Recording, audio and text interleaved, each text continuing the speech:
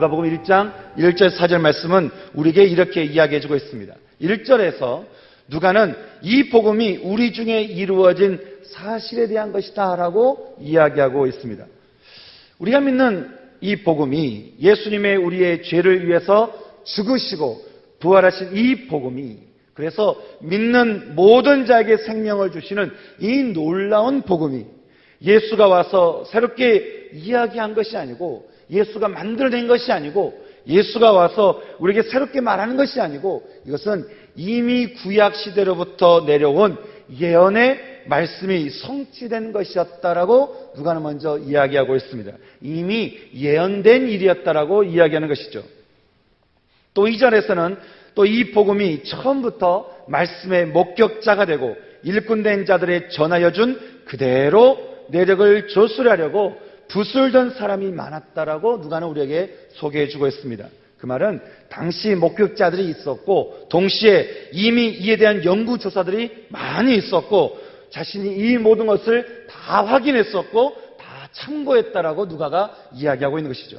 그러면서 3절 말씀에 그 모든 일을 근원부터 자세히 미루어 살핀 나도 데오빌로 각하에게 차례대로 써 보내는 것이 좋은 줄 알았다라고 누가가 이야기해주고 있습니다. 이것은 누가는 자신이 이 복음에 대해서 아주 자세하게 살펴보면서 개인적인 연구조사를 열심히 했다고 하는 것이에요. 또 그러면서 마지막 4절에서 누가는 이는 각하로 그 배운 바 확실함을 알게 하려 함이라고 말하면서 읽는 이들로 하여금 이 복음이 믿어지기 위해서 내가 일일이 증거들을 찾았고 목격자들을 찾았고 소문들을 뒤졌으며 사람들이 글로 남긴 당시의 글들을 내가 다 살펴보았다라고 누가가 이야기하고 있다라고 하는 것입니다. 지금 누가가 무슨 얘기를 하고 있습니까? 그것은 내가 지금부터 남긴 이 글, 이 사도행전의 글, 이것은 뭔가 이 사도행전에 의해서 나온 사람들이 이야기하는 그 복음이 뭔가 사람의 감동에 의해서 나오고 뭔가 감정적인 동요에 의해서 나오고 뭔가 갑작스럽게 나타났다가 사라져버린 그런 것도 아니고 이 복음은 이미 구약시대로부터 예언이 되어 와 있었고 또 기다리고 있었던 메시아에 대한 것이었다고 하는 것이죠. 그리고 그가 와서 우리에게 보여준 모든 일들이 이게 다 사실이었다라고 지금 누가는 우리에게 이야기하고 있는 것입니다. 누가가 결국 우리에게 하고 싶은 말은 이것이었습니다. 지금부터 내가 이야기해 줄 모든 이야기들의 그 주인공들이 믿는 그 복음은 사실이다라고 하는 것입니다. 복음은 사실이었다라고 하는 거예요. 내가 다 뒤져봤다라는 거예요. 다 만나봤다라는 거예요. 다 봤다라는 거예요. 그리고 내가 다 인터뷰했고 찾아봤고 다 봤는데 그것이 다 사실이었다고 하는 것이죠. 그래서 누가는 누구보다도 이 복음에 대해서 확신하는 마음으로 이 사도행전을 쓰기 시작했다고 하는 것입니다. 그리고 이 복음이 모든 이들에게 전해지기를 바라는 간절한 마음이 있었고 하나님은 그 마음을 통해서 성경을 기록하게 했다고 하는 것입니다. 그리고는 자신이 그토록 확신하게 된 복음을 다음 두 가지로 그는 정리하고 있습니다. 이것 때문에 이 사도행전이 쓰여질 수 있었고 이것 때문에 사도행전에 나오는 모든 이들이 증인된 삶을 살 수밖에 없었다라고 누가는 이야기해주고 있다고 하는 것이죠. 무엇이었을까요? 무엇이 여기 나오는 모든 사람들이 그들 마음에 그 뜨거운 마음을 가지고 그렇게 복음을 전하고 죽임을 당하고 다른 나라에 가고 그렇게 머나먼 이 조선 땅에 그들이 오게 되었겠습니까? 무엇이었을까요? 두 가지를 누가는 이야기해주고 있는데 첫째는 예수의 행하시며 가르치심이 있었다라고 이야기하고 있습니다. 주님께서 이 땅에 오셔야만 했던 이유는 무엇이었겠습니까? 우리는 주님의 이 땅에서의 첫 번째 설교를 통해서 그 이유를 찾아볼 수 있습니다. 광야에서 마귀에게 시험을 이기신 주님께서 이제 사람들에게 나아가서 제일 먼저 선포하셨던 말씀이 있습니다. 그것은 마태복음 4장 17절 말씀에 주님이 말씀하시기를 예수께서 비로소 전파하여 이르시되 회개하라 천국이 가까이 왔느니라. 주님이 제일 먼저 우리에게 하셨던 말씀은 회개하라 라고 하신 말씀이었다라고 하는 것입니다. 주님이 이 땅에 오셔서 이것이 그토록 하고 싶은 말씀이셨습니다. 여러분 한번 생각해 보세요. 주님께서 이 땅에 오셔서 정말 하고 싶으셨던 말씀, 내가 하고 싶었던, 마음속에서 하고 싶어서 정말 간절히 기다렸다는 그 말씀이 바로 회개하라, 천국이 가까이 왔다라고 하는 것이라는 것입니다. 바로 이 말씀을 통해서 주님이 말씀하신 것은 무엇이겠습니까? 그것은 주님은 자기 의로 뭉쳐져 있고 자기 생각에 휩싸여 있고 자기 주장이 강했던 유대인들에게 말하기를 너희는 그 길에서 돌이켜라 라고 말하고 있는 것이죠. 그 길은 너희가 가야 될 길이 아니라고 하는 것입니다. 그리고 다른 사람들에게도 역시 너도 가서는 안 되는 그 길을 말해서는 안 된다라고 우리에게 말씀해주고 있는 것이죠. 여러분, 회개라고 하는 단어의 뜻은 어떤 뜻이겠습니까? 그것은 내 의지대로 가던 길을 돌이켜서 뒤로 돌아서 주님의 의지대로 가는 것을 우리는 회개라고 하는 것입니다. 회개는 뭔가 눈물을 짜는 게 아니에요. 회개라고 하는 것은 뭔가 막 죄책감을 가지고 자책하는 것, 그것이 죄송합니다, 잘못했습니다, 이것이 회개가 아니라고 하는 것입니다. 회개는 내 마음대로 살던 내 의지를 주님의 마음대로, 주님의 의지대로 바꾸는 것, 돌아가는 것, 이것을 바로 회개라고 하는 것이죠. 주님의 의지는 생명이고 또 그 소망이라고 성경은 우리에게 이야기해주고 있습니다. 하지만 사람의 의지는 언제나 악한 가운데 끌리게 마련인 것이죠. 그리고 그것은 나를 죽이는 것이고 남을 죽이는 것이라고 성경은 우리에게 이야기해주고 있습니다. 마가복음 7장 20절 말씀은요, 그렇게 사람의 의지에서 나오는 것에 대해서 우리에게 말씀해 주고 있는데요, 이렇게 말씀하고 있습니다.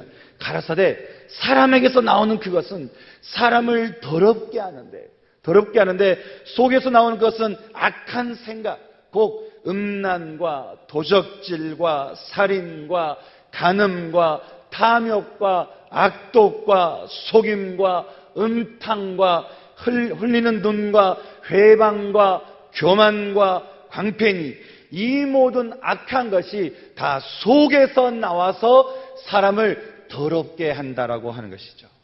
사람의 의지는 그렇게 사람을 더럽게 한다라고 하는 것입니다. 그것이 겉으로 보기에는 그럴싸해 보이고 멋있어 보여도 주님의 눈에는 마치 그것이 돼지가 구덩이 가운데서 뒹구는 것 같이 그렇게 보인다라고 하는 것이죠. 그래서 우리가 지금 어떤 모습을 하고 있는지, 나의 지금 영적인 모습은 어떤 모습인지, 나는 그렇게 지금 어떤 모습을 내가 회개해야 되는지, 나는 지금 그렇게 어떤 모습 가운데 주 앞에 서 있는지를 우리가 볼 수 있어야 된다고 하는 것입니다. 그래서 우리는 우리의 모습들에서 영적인 그 모습들을 직면해야 하는 것이죠. 그래서 어떻게 됩니까? 내 마음을 돌이켜서 주님께로 돌아가야 되는 것입니다. 내 감정과 내 생각과 내 의지와 내 계획과 내 인생과 내 모든 것들에 대해서, 내 재정과 내 뜻과 내 가진 모든 것들에 대해서 그 의지의 그 사용권을, 주권을 주님께 돌려드려야 된다고 하는 것입니다. 이것이 바로 회개라고 하는 것입니다. 사랑하는 청년 여러분, 그리고 성도 여러분, 회개를 모르는 신앙에 생명의 역사는 일어나지 않았습니다. 회개가 없는 신앙은 자유를 얻었지만 스스로 감옥에 들어가서 살아가는 사람들과 같다라고 하는 것입니다. 그래서 회개 없이는 우리는 결코 사도행전적 삶을 기대할 수도 없고 바랄 수도 없고 이룰 수도 없다라고 하는 것입니다. 여러분 가운데 그런 생각할 수 있을지 모르겠어요. 내가 무슨 회개할 거리가 있을까라고 생각이 들지 모르겠는데, 어쩌면 지금이 진짜로 여러분이 회개해야 될 그런 시점인지도 모르겠습니다. 저는 지금 여러분 가운데 내가 여러분들에게 이것을 죄책감을 가져야 된다라고 말씀드린 것이 아닌 것입니다. 우리가 얼마나 죄에 취약해져 있는지, 우리의 중심이 얼마나 교만과 정욕에 쉽게 노출되어 있는지, 그리고 그런 것들이 얼마나 우리의 영혼을 스쳐 지나가는지, 그 흔적들이 분명히 우리에게 있다라고 하는 것이죠. 우리가 어두운 집에 불을 밝히면 어느 곳이 어지럽혀 있는지, 그리고 때가 묻어 있는지, 먼지가 묻어 있는지를 우리가 알 수 있는 것처럼, 우리가 주님의 빛 가운데 들어가게 되면 우리는 우리의 지금의 모습들을 발견하게 된다라고 하는 것입니다. 그때 우리는 우리의 모습들을 직면하고 돌이켜서 회개하면서 우리의 중심의 그 더러움을 청소할 수 있어야 된다라고 하는 것입니다. 누가는 예수님께서 이 땅에 오셔서 일으키신 수많은 사건들을 바라보면서 거기에는 반드시 회개의 역사가 일어났다라는 것을 발견하게 되었습니다. 주님은 언제나 회개의 복음을 선포하시면서 회개하는 병자들의 병을 고쳐주셨고, 회개하는 가늠한 여인을 구출해 주셨으며, 회개하는 사마리아 여인에게 생수의 근원을 그에게 허락해 주셨습니다.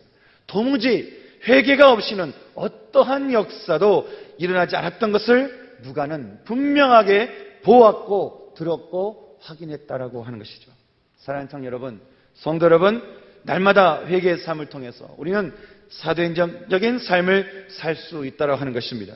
그래서 우리는 언제나 우리 영혼이, 우리 영혼의 집이 언제나 불을 밝히고 있어야 된다 하는 것이죠. 그러려면 어떻게 되겠습니까? 우리는 시편 말씀처럼 내 발의 등이요 또 내 길의 빛이라고 하는 이 말씀을 우리의 손에서 놓아서는 안 되는 것입니다.